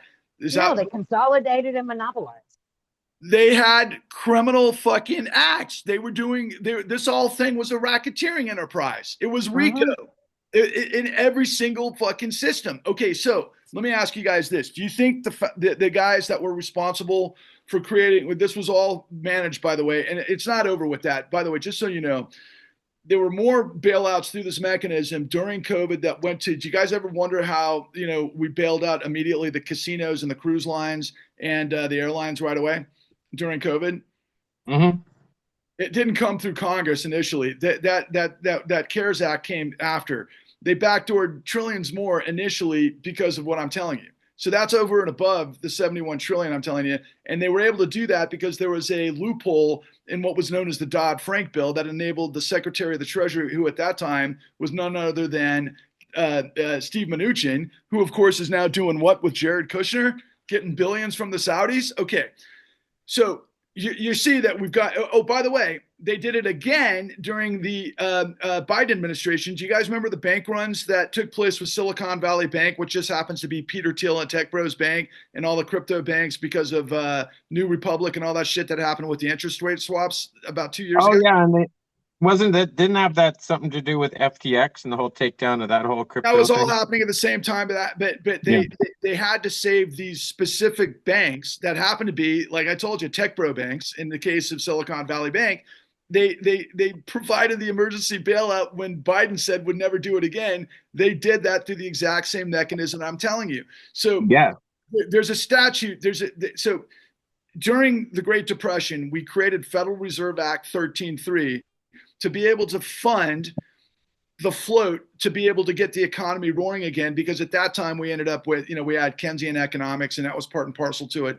But the idea was you had these private partnerships to be able to incentivize growth and investment to float the economy. That's what they learned. But because of the Great Depression and all the fraud that went into it, based on that guy, Ferdinand Pecora, that I was telling you about, who did the investigations to find out what happened, they came up with the FDIC, they came up with the SEC, they came up with separating Glass-Steagall, okay, commercial banking from investment banking, because they don't want criminals running the financial system. That's what they learned then. That's what we created ever since Reagan, Clinton, and so on and so forth. Going forward, that just got worse. That led to what I just revealed to you was $71 trillion. And it says in the statutes, my friends, that you are not to provide the full faith and credit of the United States for exigent lending based on speculations in commodities markets, specifically real estate. It says that in the statutes. So if you know the whole thing's a crime racket and the whole thing is against the law, is it a surprise to you that nobody in media ever talked about that? No. It's not a surprise. No, it's not a surprise. It makes everything else make sense, does it not? Yeah, because the media has been captured by the corporate monopolizers too. So is there a better way to spend $71 trillion than on getting Trump our president, just out of curiosity? I mean, I could spend it a lot better. Well, I mean, there's a lot to say to unwrap that question, because like during the Great Depression, my great uncle is President Herbert Hoover. What? Yeah. How about that? So, yeah, my great uncle is President Herbert Hoover. And so I got a lot of backlash when I talk about it because like they blame him for a lot of stuff that he actually solved. And he had to inherit a whole bunch of mess and then fix it. And he did He did. his He was a best. scapegoat in a lot of ways He did the best he could, right? But with what he had. he had a lot of backlash and a lot of hard times. But I mean, regardless, isn't that a funny way to say it? Like we're looking at something like to turn something that's a huge mess around. Like you can't just have a team like Dodgy. I call them Dodgy because they're dodgy. And I don't trust them. Never have. No, I you think brought they that. stole our data. I think they stole our data and sent it to Russia, and they're using it for AI, and they're using Just it a quick against us. question. Just a quick question. That's where you 1000%. started. Is there a better way to spend $71 trillion than on giving the entire globe to criminals? Yeah, you could universal basic income. Okay, well, whatever you come up with, the bottom line is there's a better way to spend $71 trillion than on a fucking crime syndicate. Yes, we're all in agreement there, right? So Right. Yeah. when you understand what that means, what I'm saying about a new Glass-Steagall, that's the first precept of the Clean New Deal. But the caveat is, not only do you separate commercial banking from investment banking, you got to literally say what I just said, that you can't provide the full faith and credit of the United States to a global racketeering syndicate. What the fuck? Who the fuck would vote for that? Who would allow somebody to be able to vote? It's a stupid question because it's a stupid reality. That's the first part. But the flip side of the coin, because we all know this to be true as well, right? The flip side of the coin is you got to end Citizens United. Where does all that money, stolen money, go? It goes to fucking corrupt politicians, right? Yes. You got It to goes end. right in their pocket. That's right. You got to end corruption. Do you think is that maybe why nobody's talking about this? Because they're all getting paid? Oh, yeah. Well, now you know, because this is the information that we have. So when you understand the first two precepts of the Clean New Deal is to tackle the financial apparatus and its control of government to smash and grab the power back from we the people from corruption. Does anybody have a problem with that, or are you guys all in agreement? I'm on board. Okay, that's the first and second precept. The third precept is we're going to, and I love what James said earlier about science and climate and everything else, and I've been on this really since my journey long before this. We could have recreated the energy paradigm in this United States, in the early 2000s before 9/11 and everything that came after for, like $7 trillion to be completely 100% renewable. That's a small fucking drop in the bucket that affects hundreds of millions of people, right? That for like $7 trillion. Again, I'm going to remind you that this isn't hyperbole. This isn't nonsense. This is cited material that we understand how this worked and where we got these numbers that show the $71 trillion that went to the system that nobody knows about. Where are we going to find the money, my friends? How are we going to pay for it? Tax the I'm going to rich. tax the goddamn oligarchs. That's part of it, but that doesn't fund the government. We could do the same thing by fucking floating through Congress, whatever jobs we want to do, because we're fiat fucking currency and this whole thing. Wait a minute. Wait a minute. Do you remember? Okay. Yes, the Great Depression and Herbert Hoover and all of that. And sorry, Mark. I know he was kind of scapegoated quite a bit. He had to take the L on that. But before that, with the Gilded Age and the previous depression in the late 1800s. Yeah. Yeah, when the steel companies had to bail out the fucking government. Well, Chase did too because of all of their J.P. Morgan Chase because of its gold up in the Yukon, right? Absolutely. All oligarchs had to bail out the fucking government. Right. Why were they willing to do it, and these fuckers that we got here now aren't? Okay, but again, they were on the gold standard then, and that's another situation. But we're fiat standard. You got to go. Okay, thank you for showing up. I wish you could stay for like 5 more minutes because we're going to close this up. But do you have any final comments, James? He's muted. I like everything I'm hearing, and I will be paying attention to you guys. I'm going to watch the con, Thank you. and you know where to find me.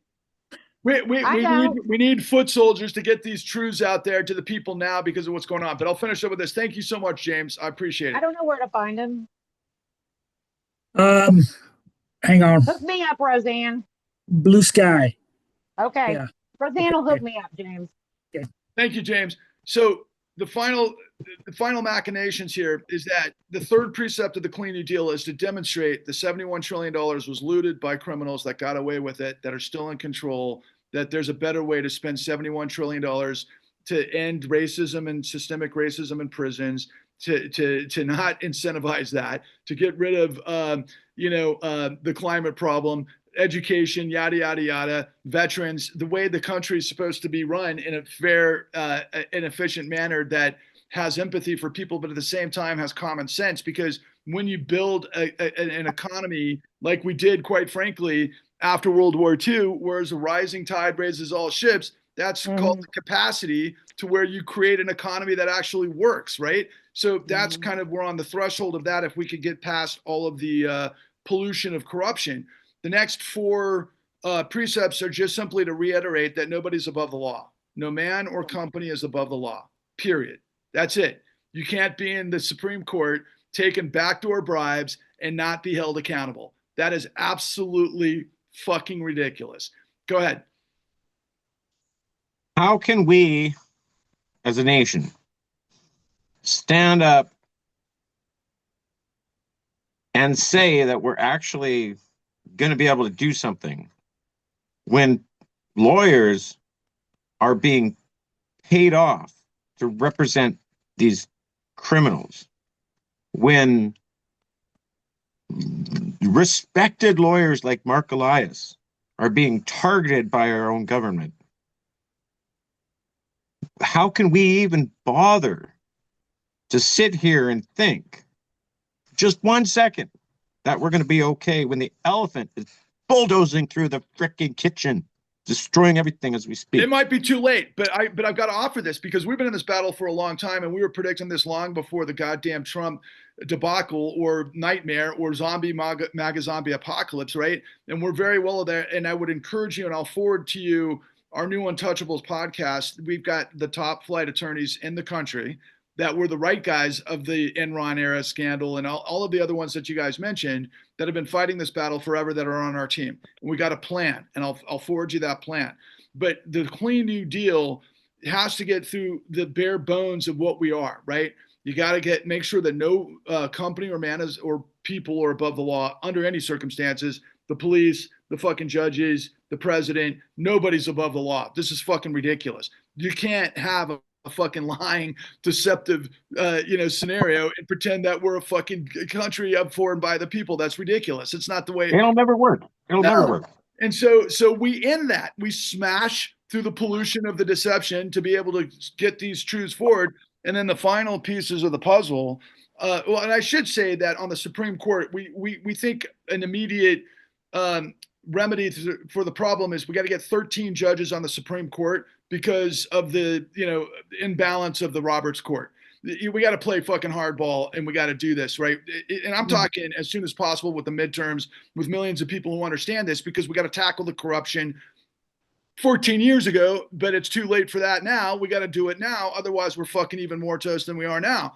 And so those are the first 7 precepts of the Clean New Deal, the final 2 pieces of the Clean New Deal, that you cannot have insider trading in Congress. You can't have Congress front running. That's absolutely insane. That's corruption on its face. They're not working for the people when they're making legislation. They're working for their fucking portfolios. That's absolutely insane. Kelly Loeffler, the woman who's in charge of all sorts of commerce at the moment, her and her husband were responsible for massive calamity during the 2008 financial crisis, and they took over the New York Stock Exchange, just so you know. The whole thing is insanely fucking corrupt, okay? So, yeah, I'm serious. The corruption is pervasive. It is so proliferate. It's because insane. Of why? Because they're floated, because they can lie, steal, and cheat to get the fee on the front end to create the control fraud that when it blows up, they just reach back to the Fed, which they've done now 4 consecutive times since 2009. Now, I know because of the conversation so far, none of you were aware of that, even though you were aware of it. Isn't that a trip? Yeah. I knew it was a whole shit ton of money, but I didn't know it was 71 trillion. Isn't that And our it makes a current debt difference rate to right know. now? It makes But a isn't that difference. but isn't that our current debt rate right now? Aren't we at 71 Ironically, trillion it's on the 10? close. We got 34 trillion, I think, in congressional debt, or in national debt, and then of course personal credit card debt's the same. Isn't that wild?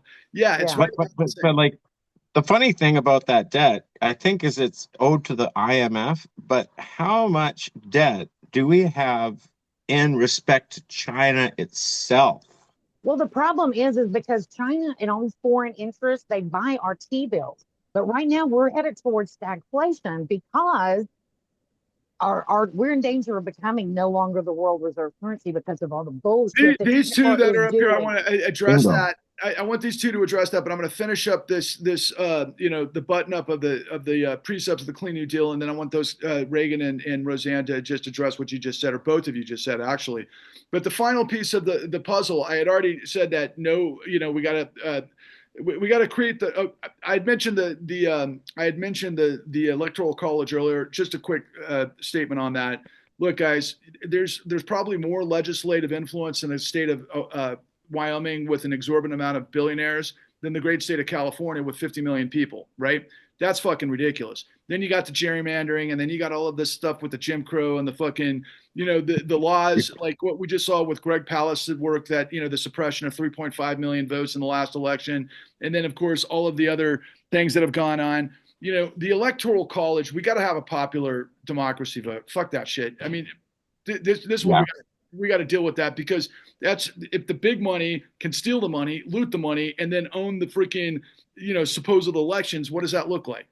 To me, it looks like Putin's Russia completely, right? I mean, that's exactly where we're on the road to, and that's what's happening on a daily basis. And so those are the panoply of the points of the Clean New Deal. And there's one other that Roseanne can talk about, but I'm curious, based on what I've just laid out right now, does anybody have an issue or a problem, or do you feel enlightened and invigorated by the information that you've just received?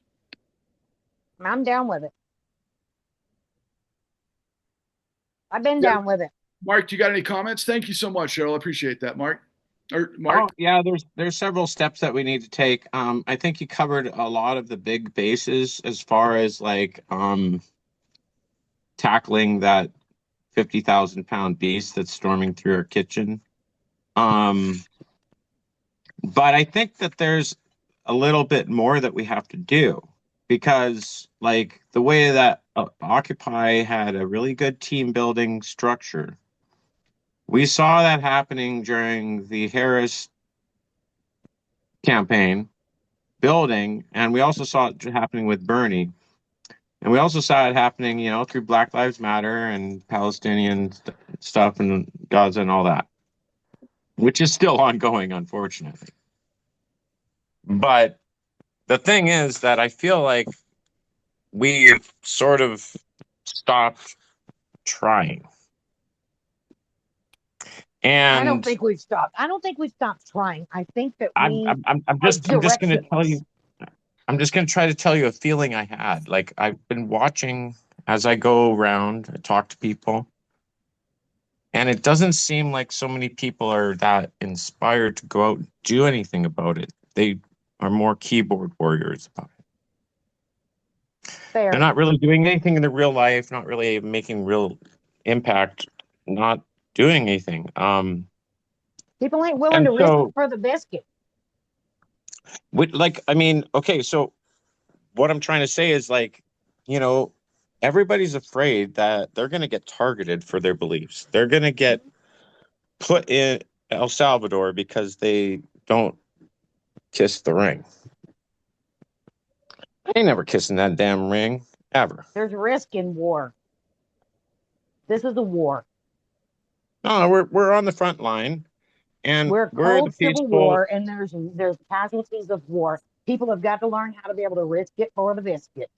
Is it worth Well, fighting for? Anything worth having is worth fighting for, and that's what we have to if convince. you do it with conviction in your heart and love in your soul, and you're doing what you need to do to be able to take care of your family and your friends and your community, and that oath that you swore to the Constitution, then you can just barely stand up out of bed. And every breath you take right now should be something that you say, I can do something today. Agreed. Because it doesn't matter. I mean, this bowl is 50,000 tons and it's just rolling right over us. It is going to take our families and rip them apart. It is going to destroy our businesses. It's going to ruin our relationships and everything we care about if we let it. Right. And it's murdering the world that we inhabit. So, look, we all know that there's greatness in, meeting problems head on and finding solutions to problem. Will it ever be perfect? No, nothing's going to be perfect. But you got to look at the problem, and nobody's addressing the corruption. Now, Bernie talks about this stuff in platitudes. He's a wonderful guy. I've been in front of Bernie a lot of times. I've actually been inside Bernie's camp on a bunch of stuff. Bernie talks in platitudes for a reason. He has identified we got to tax the rich. He has identified that you've got to get rid of Glass-Steagall, but he's never revealed to you, even though he was on the front lines. He was on the front lines of getting this information that I revealed to you. Okay. He actually was, I think, key to being able to knock over the domino, I believe, Reagan, that led to the Levy study with the guys because of Stephanie Kelton's involvement and everything else with Randall Wray. And these are the economists that were advisors to Bernie. And there was other stuff going on at the time because they sued, Bloomberg actually sued to get the real numbers. But guys, Watergate was significant. It was a drop in the fucking bucket compared to what I'm telling you. Okay. And without the money, nothing else happens, right? And if the money goes to the people that have figured out how to steal it endlessly because nobody's going to stop them, who's going to stop them? Let me ask you, if you give a freaking crack addict a key to a safe filled with crack that never ends, is he going to stop going to get the crack? Okay, it's a stupid question. Has everything I laid out just absolutely resonated from a point of how stupid this all is? It's just stupid. Absolutely. It's just stupid. Would you get on an airplane where you saw the pilots in the bar getting a strip dance, doing lines and getting all fucked up, and then you see them go into the cockpit to fly the plane? Are you going to get on that plane and go, oh, hell yeah, everything's okay? No. Dude, I'm not getting on any plane under Sean Duffy. Right. I mean, look, these are stupid questions, but the problem is everybody's in silos and they don't understand the composite. And the bottom line is when you understand what is, can you only undo to become what could be, right? That's the only way to fucking turn the table on this shit. So what we're asking everybody to hopefully do is, man, with love in your soul, with fucking, with purpose in your mission, help us get this through this cloud of disaster where people think they know it all, don't they? Doesn't everybody think they know it all? I don't know it all, but I know this. I know this. This money is everything. If you cut the money from the guys that are the criminals, then you can turn the table around to get a democracy that actually works way better than it is working now, right? I mean, that's just a silly thing. So I want to give you guys, both Rose Ann and Reagan, will you kind of close us out here? And if anybody has any questions, please ask us. Reagan, go ahead. Reagan. Well, I just want to emphasize how important it is to break the American system, because it's set to smash the 99% with the next recession that they're racing towards. And unless you change the game, you're going to pay the price. But the alternative, instead of private bankers doling out this pain and determining the future of who gets the money, is the public to step up and have public control of credit creation so that public opinion, public priorities can drive the future growth instead of private bankers. They create the money out of thin air for the next 5 years. They determine what's going to happen the next 5 years. It's who gets funded to do what. And that should not be in private hands. And that's to put $71 trillion in the American people's hands. That you could forgive everybody's mortgage. The environment, that's all possible with this money. And if you don't, the Great Depression, the class war, the 1970s is coming again. They are going to hurt you. But if the tables are turned, we do live with abundance. There is more than enough, except for the assholes.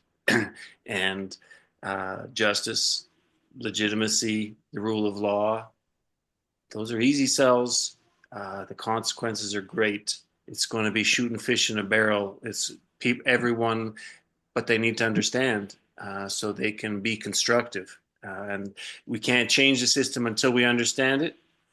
Patrick, William Black, and the rest of them understand it. They've done it before. We could do it again. There is enough money. And soon everybody is going to have more free time on their hands, more grievances, and there'll be an army for one side or the other. And what's going to separate the two teams is understanding. If you're racist or confused, you're not going to be much help and probably going to be worse than neutral. But with an understanding and basic human decency, then there's no mysteries. It just takes courage. It's not going to be easy. It's simple. It's not going to be easy. It's not going to be quick, but it is possible. And I want you to remember, I've been at this probably for, let's say, 60 years. Okay? I've seen the crap. I've seen it. I have been and continue to be at 76 years old, willing and ready. This addresses something that you said, Mark. I'm willing to give it all up. Let them take it. Fuck them. Okay? I'm ready. I'm here. Come and get me. All right? The economics part, we should have another discussion, which we can have with all of you because you guys understand so much. Reagan knows so much. Our guys that we've been working with, our new untouchables, know what the fuck to do. I talk to them on the phone. Patrick talks to them. We got these guys. We got these women. We have people together. What do we need? We need us, regular people. That's what we need. Mark, Cheryl, Reagan, Patrick, he did all the work. Give the people the con. Give them the free blueprint. Follow my shit every day. What I put on Bluesky. I'm out there like a crazy person. In addition to, and I don't know if you guys notice, in addition to, I'm out in the street feeding people. Okay? So I'm not just in the academic or the scrolling sphere. I'm with the people. I'm with my peeps in the street. Okay? We can do this. If little old 4'10" me can do it, I know, baby, you guys can all do it. For sure. I know it. We all got to talk again. Okay? Okay, definitely. Are you in New York, Roseanne? I live in Nevada, but I'm from Chicago. Oh, Chicago. Okay, got it. I know about corruption. You Oh, remind I me a do too. lot. I live in Texas. Who do I remind you of, Mark? You remind me of my grandma Norma Lee. Don't call me grandma, honey. Because look, No, you I just just opened totally, the you're the same size, and you have the kind of same demeanor. She yes, walked with the Peace Pilgrim back in the 60s. that's what you She got. was Yeah. she was the first woman to get an award for electron microscope, and she walked up Yeah, Mark, there. you are somebody. My God, look at all Mhm. these lineages you got. You are somebody. She walked up there and she took that award, and she looked at all those guys in their white suits and everything, and she gave them back their award, and she took off her white suit and she fired herself right there. She said, "I'm not going to do this crap no more because I'm not making no electron weapons, like nuclear weapons and stuff." See, And so, that's the ticket. That's the spirit. Integrity. We can do that. Integrity, courage, we gotta have it. If we don't, we're shit out of luck. Listen, it's 6 o'clock. I'm gonna end the meeting so we can all get back together. Just keep following me, okay? Thank you all. Thank you everybody for showing up. We hope we can engage again soon. Thank you. Thank you. Thank you. You know, I'll Take be care, there, everybody. Ravinham.